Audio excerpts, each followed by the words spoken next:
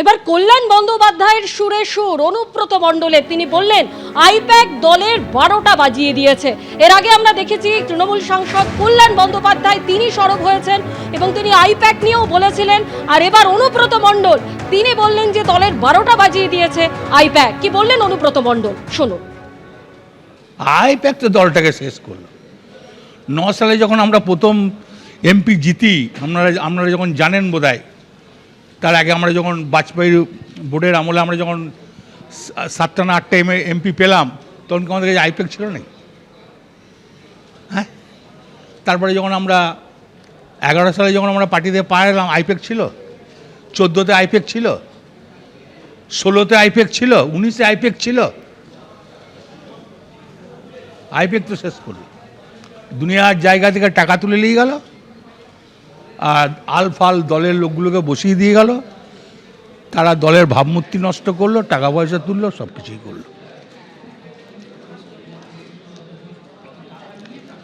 সব সেটা আমার কাছে আমি শুনেছি, সেটা কিন্তু আমি শুনেছি যে টাকা নিয়ে আইপ্যাক প্রার্থী করেছে।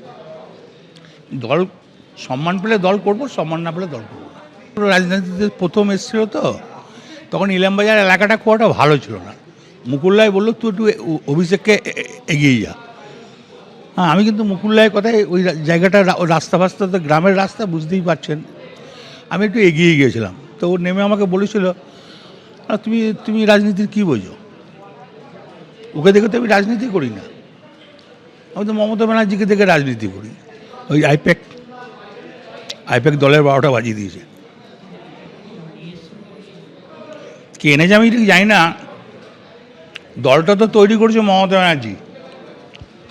তো মমতা ব্যানার্জির বোঝা উচিত যে ওনার আন্দোলনের মুখ, মমতা ব্যানার্জি আন্দোলন করে উঠে এসছে। মমতা ব্যানার্জি ভুল কাজ করবে কেন? মমতা ব্যানার্জি যদি মনে করে যে এক কৃষ্ণমণ্ডলকে সরিয়ে দলের ভালো হবে, সেটা করা উচিত। তৃণমূলের যেদিকে সিম্বল সেই দিকে তো তৃণমূলটা থাকবে।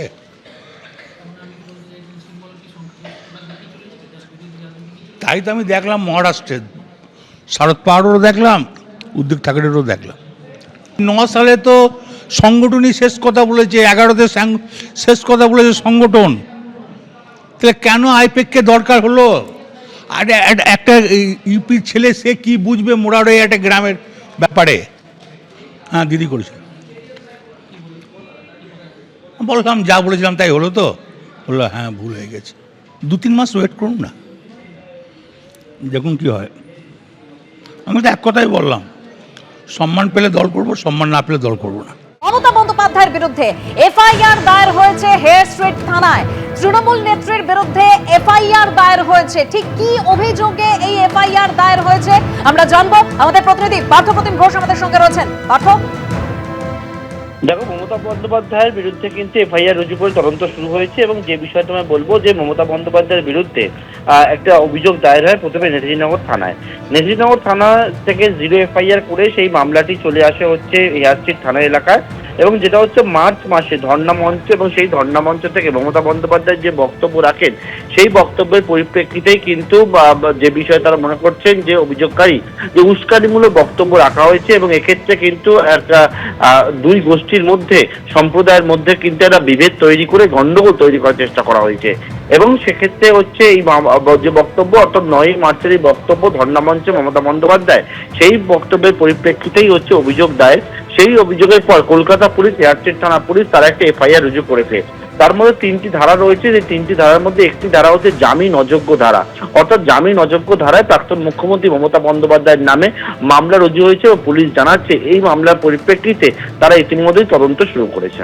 ভোট প্রচারে উস্কানিমূলক ভাষণের অভিযোগে অভিষেক বন্দ্যোপাধ্যায়ের বিরুদ্ধে বাগুইআটি থানায় একটি মামলা রুজু হয়। যে ব্যক্তি অর্থাৎ যিনি রাজীব সরকার, যিনি অভিযোগ করেছিলেন, ঠিক কি বলেছিলেন তিনি শোনাবো। মূলত অভিযোগ জনপ্রতিনিধিদের বিরুদ্ধে তারা যে ভাষাগুলো ব্যবহার করছেন তাদের বিরুদ্ধে। সেখানে অভিষেক ব্যানার্জি যেটা বলেছিলেন যে 2026 সালের ভোটের পরে 4ই মের পরে উনি ডিজে বাজাবেন, উনি আপনার রবীন্দ্রসঙ্গীতের সঙ্গে ডিজে বাজাবেন।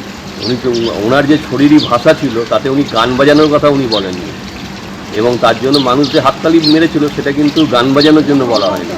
সেটা মানুষের মধ্যে বিভেদ এবং রাহাজানি এবং হত্যা, এই তিনটের জন্যই উনি বলেছেন। বিধায়কদের সই জালিয়াতির পর এবার ভোট প্রচারে উস্কানিমূলক ভাষণ, আর সেই মামলায় সমন নিয়ে সিআইডির আধিকারিকরা অভিষেক বন্দ্যোপাধ্যায়ের পটুয়াপাড়ার বাড়িতে পৌঁছে গেলেন।